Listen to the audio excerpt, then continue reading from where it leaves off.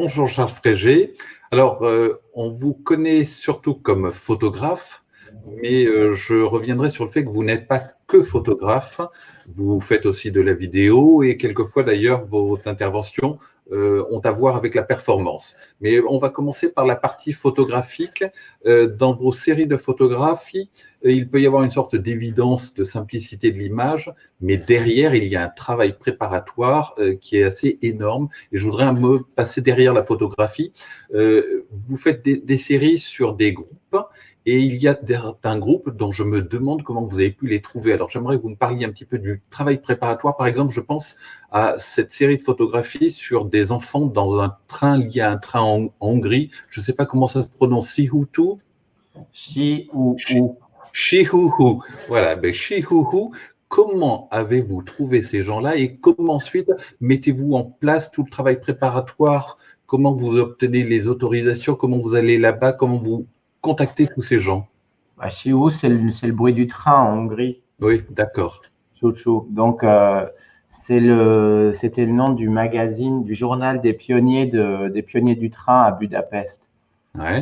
Ça fait partie c'est de la culture enfin, d'abord communiste et puis post-communiste, de tous ces groupes de pionniers qui sont les meilleurs élèves de leurs écoles, qu'on envoie de toute la Hongrie dans un camp qui a une ligne de chemin de fer de quelques kilomètres avec plusieurs gares, et les enfants sont en charge du contrôle des gares et du contrôle des trains.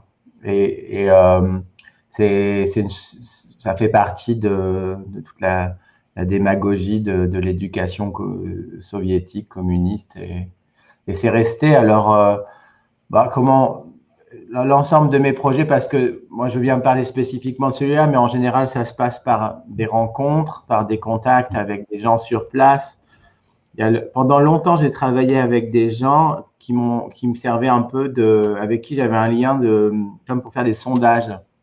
Donc, par exemple, de m'intéresser à un pays en disant mais qu'est-ce qui pourrait me plaire dans ce pays, qu'est-ce qui me parle, et puis donc on défriche. Il y a des fois ça marche, des fois ça marche pas. Il y a des pays dans lesquels j'ai jamais su trop quoi faire, et puis d'autres où il y a une matière qui me riche. Il y a aussi une part de hasard, des rencontres. Donc, des fois aussi, on me contacte, on me dit, vous devriez aller voir ça pourrait vous plaire. Et puis, après, en général, quand on se lance sur le projet, il faut parfois quelques mois, parfois plusieurs années pour obtenir des permissions, pour d'abord localiser les gens, savoir s'ils existent toujours. Parce que parfois, la référence, ce qui est le point de départ d'un projet, c'est un document qui peut dater des années 30, 50, et on dit est-ce que ça existe toujours, et si ça existe encore, sous quelle forme. Donc, il y a des moments où on se casse les dents, on découvre qu'un milieu a évolué d'une certaine manière, et en tout cas, c'est pas la manière qui m'intéresse, quoi. Donc, d'accord. Voilà. Ok. Et après, autre aspect de la préparation de ce travail, vous faites poser les modèles. Ouais. Alors, ils sont en pose, mais en même temps, j'ai envie de dire, ils sont d'une certaine manière dans une pose désarmée, c'est-à-dire ils ne sont pas dans une attitude. Or, comment se passe l'interaction avec les modèles? Qu'est-ce que vous leur demandez? Je sais que vous leur demandez de ne pas sourire, par exemple, ou moins possible. Disons, ce qui est resté de mon travail depuis plus de 20 ans, c'est effectivement le fait de ne pas sourire. C'est pas de l'impassibilité, c'est plutôt ça se réfère à une photographie du 19e dans lequel les temps de pause étaient probablement assez longs et graduellement de moins en moins longs, mais en tout cas, il s'était installé dans l'idée de se faire représenter, d'abord photographier, mais avec en référence les portraits peints des siècles précédents. L'histoire que le portrait, c'est une affaire sérieuse. En général, les gens allaient se faire photographier une seule fois dans leur vie, ou peut-être 2 fois. Et le moment où ils venaient chez le photographe, c'était un moment qui avait une certaine solennité. Moi, je suis resté à ça, c'est-à-dire de dire le sourire dans la photographie, en fait, est arrivé très tardivement. Le portrait avec le sourire, il arrive avec la photographie disons, et rapide et, entre guillemets, instantané, des premiers appareils Kodak qui s'appellent les Brownie, et qui ont généré une espèce de photographie qui affiche une insouciance, qui est un peu la photo de pique-nique des années 30, 50, qui est une autre forme de vanité.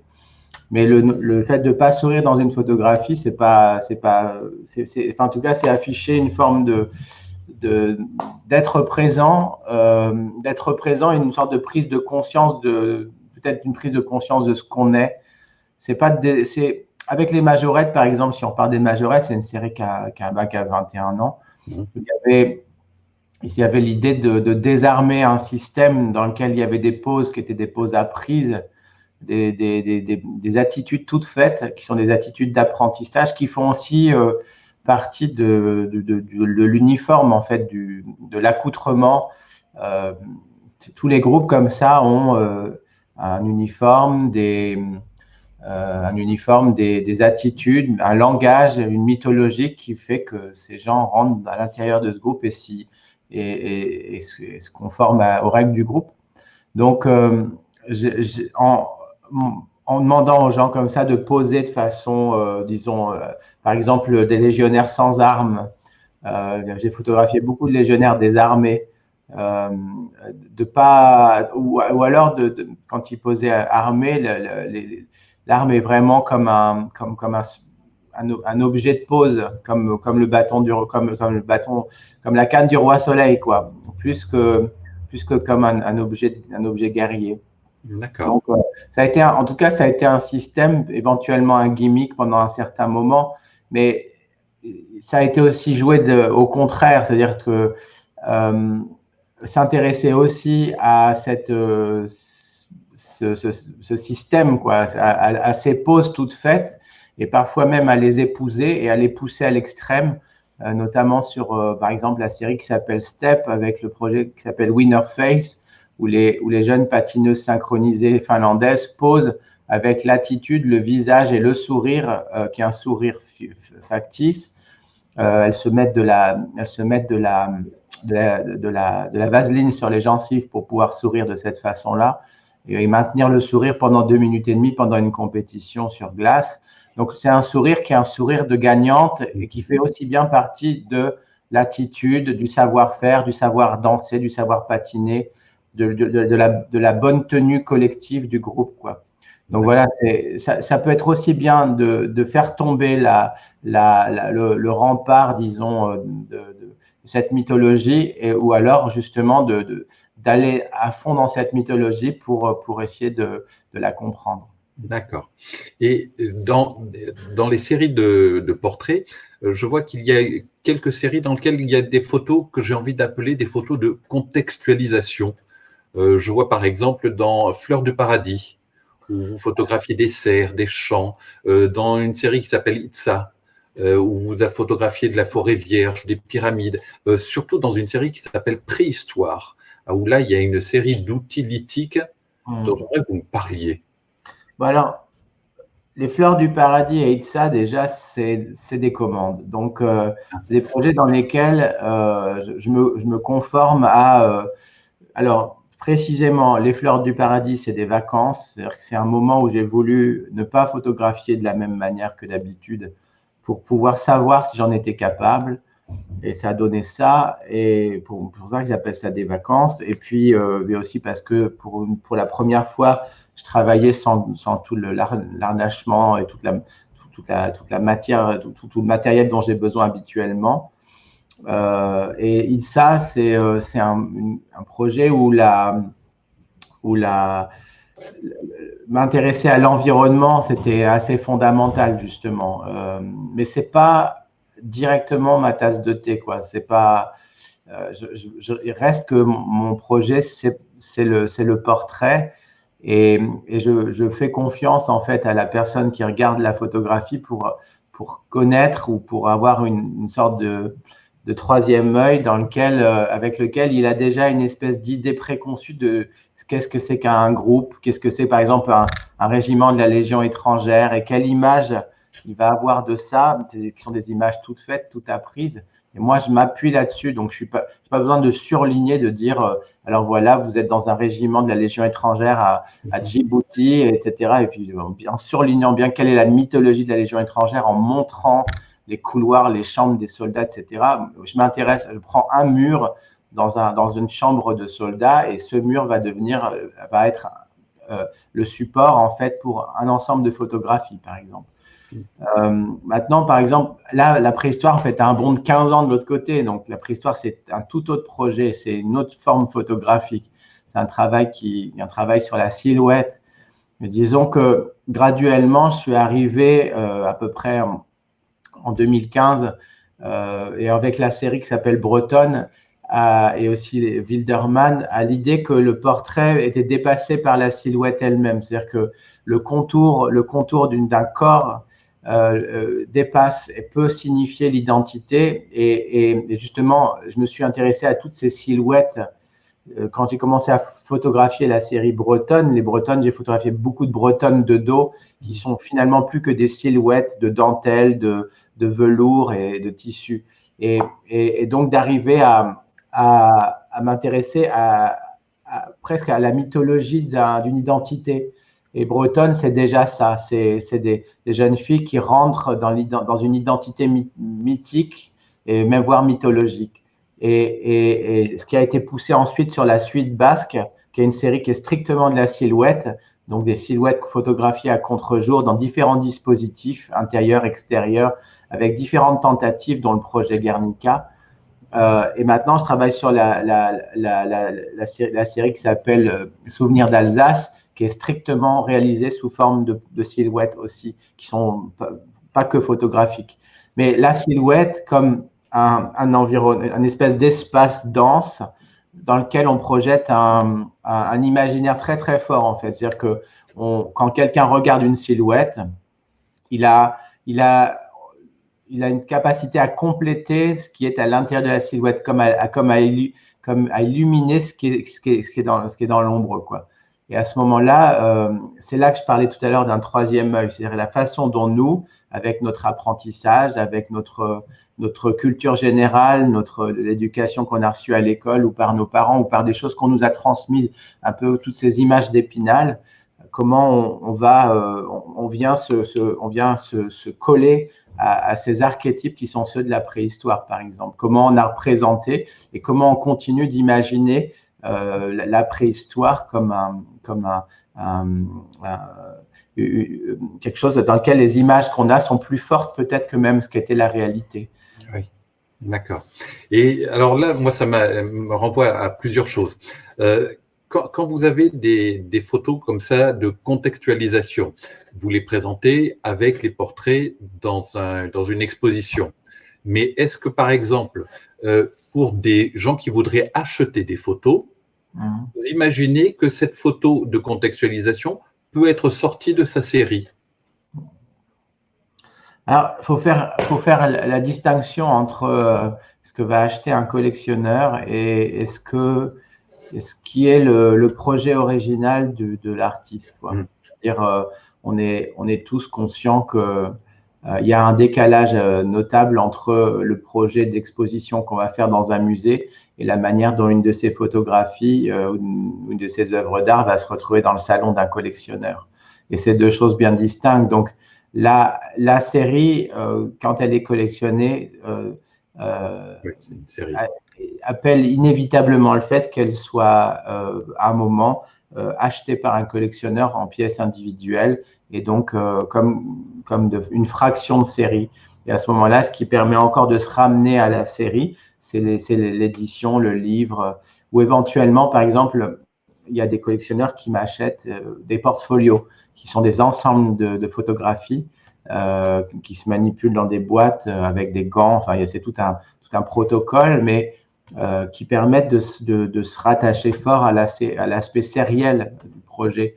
Mais la raison pour laquelle achète un collectionneur, elle lui est personnelle. Et nous, si on s'adapte aussi à un marché qui dit qu'à un moment, monsieur a acheté cette photo parce qu'elle est de la même couleur que son canapé. D'accord.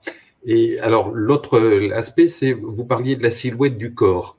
Vous avez fait tout un travail là sur le corps, à travers, par exemple, les Imba, Mhm. les corps peints. Vous avez fait un travail tout à travers Opéra, cette série sur l'opéra chinois. Et vous êtes passé un moment de l'autre côté de la caméra, puisque vous vous êtes fait vous-même peindre par des femmes Imba, où vous avez été peint par, je crois, un de ces artisans qui travaillaient l'opéra de Pékin, il me semble, c'est ça.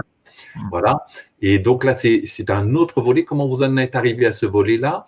Et puis, un autre aspect, c'est que dans cette série sur l'opéra de Pékin, vous avez à un moment créé un rôle.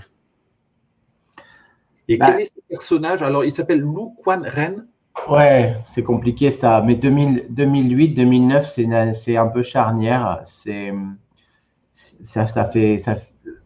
Ça ramène fort en arrière. En 2008 et 2009, j'ai eu besoin de tester des choses. Donc d'ailleurs, la série, le projet qui s'appelle Les Fleurs du Paradis, c'est de la même période. Donc c'était un moment où je craignais que mon dispositif photographique finisse par se mordre la queue, quoi. Donc il y avait une volonté de savoir jusqu'où je pouvais aller avec le lien que j'avais avec les communautés. En 2007, je suis allé en Namibie travailler dans des communautés Herero et Imba.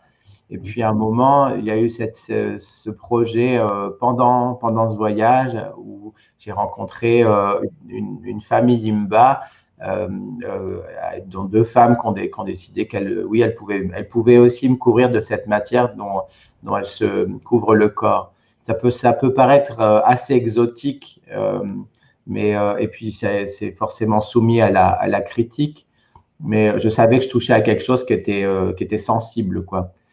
Quand ensuite, en octobre ou novembre 2007, je suis allé à l'Opéra de Pékin travailler avec des peintres et des costumiers pour justement continuer ce que j'avais fait en 2005, qui était une série photographique stricte sur les personnages de l'opéra chinois. Je m'étais rendu compte en fait que après avoir passé ce temps à Pékin, j'avais finalement pas compris ce que je photographiais. J'avais à peine conscience du contenu des histoires de l'opéra et des personnages. Il y en a plus de 600 rien qu'à Pékin. Et donc, je me suis dit, alors, comment on peut aller plus loin, rentrer en contact avec le milieu? Et c'était l'idée d'être, disons, le modèle. Évidemment, ça peut être interprété comme quelque chose d'assez égocentré, ce qui n'était pas. C'est aussi pour ça que je mets des gants avant d'exposer ce genre de projet, quoi. C'est vraiment une parenthèse dans mon travail. Moi, j'ai tendance à vouloir rester derrière et pas trop montrer mon visage. Mais il y a ce moment-là où j'ai effectivement tenté le passage sur trois projets. Celui qui s'appelle Magarde. En fait, les trois projets sont sous une devise qui est Vis Voluntatis et O Solus Intra Circulum. Évidemment, vous savez ce que ça veut dire. Et puis, j'ai pas besoin de traduire, mais avec désir, j'entre seul dans le cercle, qui vient du fait du moment où, pour pouvoir photographier les lutteurs de sumo au Japon, je devais rentrer dans les cercles qui sont des cercles sacrés, et que j'avais trouvé que le moment le plus plaisant, c'était ce moment où j'avais le droit de rentrer dans ce cercle, comme le fait de moi être dans le cercle et de pousser le sumo à l'extérieur du cercle. Et toute la démarche comme ça, disons de 2000 à 2000 et, disons 2008, 2009, c'était de me dire, bon sang, à chaque fois que je vais dans un milieu, je rentre dans le cercle. Et ça, c'est quand même quelque chose. Donc, j'avais fait trois projets qui étaient des projets presque qu'on pourrait appeler d'assimilation, qui ont en fait abouti à un total échec. Le premier, c'était d'aller à l'opéra chinois, de créer mon propre personnage que j'ai fait avec un costumier de l'opéra de Shanghai. On a dessiné en fait un personnage absolument, la totalité du costume est en fait réalisé avec des personnages mythologiques européens. Et on a fait coudre un type pendant 2 mois et il nous a fait un costume incroyable. De Lu Quan Ren. Et le nom Lu au Japon, en Chine, c'est le nom des étrangers, en fait. C'est le nom des familles qui sont arrivées de l'extérieur de la Chine. Et en fait, ce que je racontais, c'était un personnage d'envahisseur. Et on a écrit avec une écrivaine chinoise, on a écrit une histoire qui raconte l'invasion de l'armée de Lu Quanren, qui est un général, qui pourrait être un général qui venait de très loin et qui venait pour envahir la Chine un peu, qui était un peu l'opposé du personnage qui est le plus connu de l'opéra chinois, qui est Guang Kong, qui est le grand général qui a repoussé les Mongols à l'époque des Seven Kingdoms, des 7 royaumes. Donc, il y a eu trois projets, celui avec l'opéra chinois, qui a fini en une sorte de performance filmée à l'opéra de Nankin et de Shanghai, et puis ça s'est arrêté là. Le costume est chez moi et il dort dans une grande boîte. Et puis un projet qui s'appelle Ma Garde, qui a été un travail où j'ai carrément travaillé avec des gardes royales et républicaines pour constituer l'identité d'une garde qui était Ma Garde. On a travaillé avec les couturiers des régiments, des Black Watch en Écosse. J'ai créé mon propre tartan écossais, etc. Et puis, j'ai travaillé avec une école de samba au Brésil où j'ai dessiné un char, donc pour un carnaval, et je suis allé sur le char au mois de février 2009. Donc, l'ensemble des projets, en fait, fonctionnait avec l'idée de remettre en place à chaque fois une identité qui était basée sur 7 devises, 4 couleurs, le violet, le jaune, le noir, et puis la couleur l'argent, quoi. Et puis un personnage mythologique qui était le mythe de Gorgone. Donc, à partir de là, j'ai réinscrit les trois projets avec les mêmes mythologies, et on s'est retrouvé avec un personnage de l'opéra chinois qui reprenait des codes de Gorgone, aussi bien que les boutons des gardes sur lesquels il y avait des têtes de méduses, etc., etc.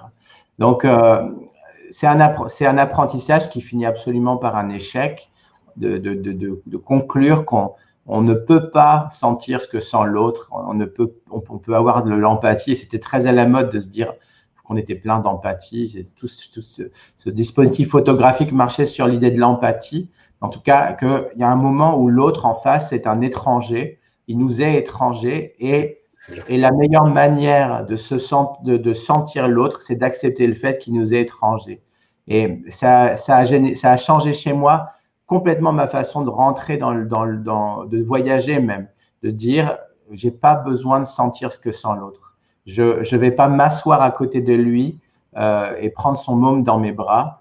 Je suis pas un routard, quoi. Je viens, je fais mon travail, je suis à ma place dans mon territoire et je me déplace dans mon territoire et je fais un projet professionnel, un projet photographique qui ne nécessite pas que je me mette à la place de l'autre. Et à partir de là, le rapport à l'étranger, c'est devenu quelque chose de très différent pour moi, c'est-à-dire pas du tout exotique. Enfin, si, justement, je laisse l'exotique là où il doit être, c'est-à-dire je ne cherche pas à gratter la distance entre les autres et moi. Je sais d'où je suis et qui je suis, et je ne cherche pas à devenir l'Africain, le Chinois.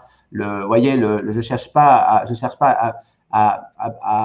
en tout cas dans ma méthode photographique, il y a rien de colonial, quoi. Il y a quelque chose où on vient, on regarde, on se dit ah ça je comprends ou ça je comprends pas. Et très souvent ce qu'on photographie, pour dire les choses clairement, on le comprend pas. Et même parfois quand on nous l'explique, on n'a pas les éléments pour le comprendre. Et puis on rentre chez soi en disant voilà, le monde est complexe. Non, le monde n'est pas mondialisé. Non, la globalisation n'a pas fait que tout le monde pense la même chose au même moment. On est tous très différents. D'accord, ok. Et alors, un dernier point avant d'aborder une question aussi de commerce et de rencontre avec l'objet photographique.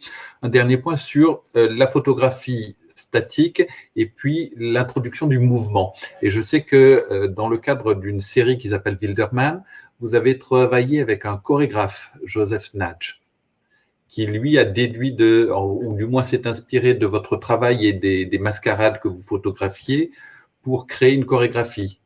Et vous-même, vous êtes passé aussi à la vidéo, et dans la série que vous avez fait récemment là pour Monaco, vous êtes sur des personnages qui sont en train de faire un mouvement et vous filmez des mouvements. Donc vous êtes passé de l'image statique à l'image dynamique et au mouvement, à la captation du mouvement. Alors le mouvement, il est dans mon travail depuis une dizaine d'années. avec des projets de vidéos qui sont aussi des vidéos sérielles, comme le projet qui s'appelle Blue Heaven, avec des danseuses, des vainées, aussi bien que le projet sur la Commedia dell'arte que j'ai filmé à Venise, ou ouais, effectivement plus récemment le projet à Monaco. L'idée, c'est que ce qui vient s'ajouter en fait à l'uniforme, et en tout cas à ce qui constitue un groupe, c'est des mouvements qui sont des mouvements appris, des mouvements spécifiques, et qui, moi, m'intéressent s'ils sont, disons, décodés, s'ils sont regardés dans une certaine lenteur, où on sent que ces mouvements-là font partie en fait de la panoplie d'une identité. Donc, la plupart des milieux dans lesquels je circule sont des milieux dans lesquels on apprend une gestuelle, on apprend un mouvement. Et effectivement, ensuite, quand on m'a posé la question d'une commande, parce que le projet à Monaco, qui s'appelle Monaco Portrait Filmé, c'est une commande de la principauté de Monaco à la sortie du premier confinement. On était très optimistes et on pensait qu'enfin on allait pouvoir respirer. Et pour moi, il y avait l'idée de dire, alors Monaco, petit État, presque plus petit État du monde, a une population qui finalement correspond à toutes les populations européennes, avec ses écoles, son État, ses agents d'entretien, ses clubs sportifs, ses classes d'âge, etc. Donc, on a simplement énuméré les milieux possibles à filmer. Et ensuite, j'ai travaillé comme j'aurais travaillé sur une série photographique, mais avec ce mouvement qui est un mouvement filmé pendant en général une quinzaine de secondes, et ensuite avec une sélection d'images qui s'étire sur en réalité 40 secondes, puisque c'est une image qui est filmée à 100 images par seconde.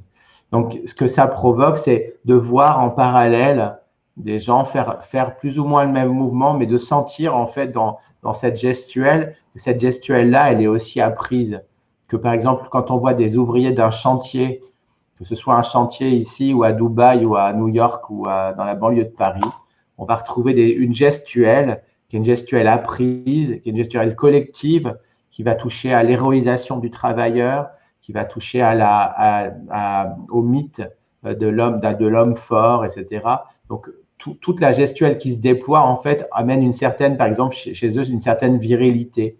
Tandis que, par exemple, quand on a travaillé, de la même chose, on a travaillé avec les techniciens d'entretien, donc les balayeurs de Monaco, qui ont affiché comme ça une espèce de super virilité, une assurance, etc. Et donc, c'est passionnant parce qu'on voit que ce langage corporel qui nourrit évidemment tous les chorégraphes, en fait, il est encore bon à être décrypté et regardé. Pour ça que, par exemple, la chronophotographie de Muybridge, c'était déjà un état de prise de conscience de ce que c'est que les gestes. Par exemple, regardez ce que je fais quand je vous parle avec mes mains, là. Je ne peux même pas savoir pourquoi on dirait que je distribue des cartes.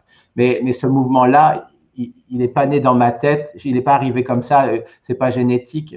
C'est-à-dire qu'il y a un moment, j'ai dû voir Pivot parler comme ça, puis ça me donne l'impression d'être intelligent, vous voyez. Mais en tout cas, ces mouvements qui sont des mouvements appris, ils font partie de ce que d'une sorte de corpus identitaire, quoi. Et ça m'intéresse fort. D'accord. Alors maintenant, une toute dernière question. Vous avez publié, ou du moins vous avez été publié dans pas mal de livres. Quel est votre rapport au livre? Comment trouvez-vous l'idée de la réduction de la photo dans des livres? Et puis ensuite, le contact avec le public. Bon, vous êtes exposé, assez abondamment exposé, mais vous avez des galeries qui vous défendent? Où est-ce qu'on peut voir en permanence du Charles Frégé? Où est-ce qu'on peut acquérir du Charles Frégé? Alors, d'abord, attendez, la première question, c'était… Votre rapport au livre et à l'image réduite dans le livre, la série faite en livre. Le livre, depuis le départ, alors, quand on sort d'une école d'art, le livre, c'est l'aboutissement, c'est tous les élèves, tous les anciens élèves des écoles, tous les photographes veulent faire la Bible. Donc, ils commencent à faire des bouquins en pensant que tout ce qu'ils vont mettre dans le livre est tellement important. Alors, on pourrait parler 1 heure de ça, du livre et de la photographie, parce que tous les photographes cherchent à faire des livres qui sont vendus à 50 exemplaires. Mais le livre, ça doit être, et surtout quand on travaille avec un éditeur, un objet de compromis. Et ce compromis, il est fort enrichissant, en fait. Le livre, pour moi, c'est le moment où j'achève un projet. En général, quand le livre est fait, sauf si le projet est au-delà, à une force qui me dépasse, et par exemple, ça a été le cas de Wildermann, mais le projet prend fin au moment où le livre est édité. Ce qui est aussi cruel avec le livre, c'est qu'on met tellement d'énergie dans l'édition d'un livre que quand le livre arrive, on peut avoir une vraie déception où c'est presque un rapport de rupture avec un sujet. Et ça, les accouchements sont pas toujours sans douleur, quoi. Donc, le livre, c'est ce qui permet à un photographe souvent de sortir de quelque chose qui peut l'emmener assez loin. Parce qu'on a beaucoup voyagé, parce qu'on a été fort impliqué dans le projet, parce qu'on a un lien affectif à un projet. Le livre, c'est aussi bien un moment de conclusion qu'un moment de rupture. Et c'est aussi un moment où on transmet aux autres. D'abord, on s'appuie sur un graphiste, un éditeur, qui peut parfois avoir un rapport à notre projet qui est un rapport critique et qui va nous obliger à sortir de notre zone de confort. Et aussi à prendre conscience de ce qu'on a fait. C'est aussi un moment où on étudie ce qu'on a fait. Parce que pendant des années, on peut photographier quelque chose sans même être capable de l'expliquer et de l'énumérer. C'est le cas il n'y a pas très longtemps. Je travaille sur un projet de livre pour l'Inde. Et il se trouve qu'actuellement, après 3 gros voyages en Inde, je ne peux encore pas expliquer ce que j'ai strictement photographié. Donc, le livre, c'est le moment où on va rencontrer des gens, chercher, collaborer, mais aussi accepter que d'autres mettent la main à la pâte et donc s'approprient notre travail. Ensuite, le livre est mis en vente et là, il y a quelque chose qui nous appartient de moins en moins. Les gens se le saisissent. Et puis, si le livre a du succès, alors on voit petit à petit des gens s'en inspirer, l'utiliser comme référence. Wildermann, c'est un livre qui s'est vendu à presque 45 000 exemplaires et qui a une circulation importante mondiale et qui est acheté dans les deuxièmes marchés parce qu'il a été réédité 7 fois, mais il en manque toujours. Alors, et les jeunes graphistes s'en inspirent, les illustrateurs s'en inspirent, les gens du cinéma, de la chorégraphie, les costumiers le prennent comme référence. Il y a des cinéastes qui l'ont utilisé.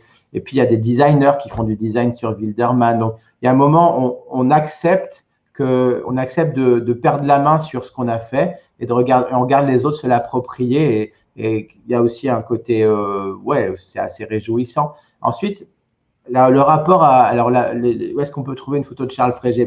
D'abord, des photographies exposées en permanence. Il y en a dans certains musées, des galeries qui me représentent. Mais on est dans un moment de mutation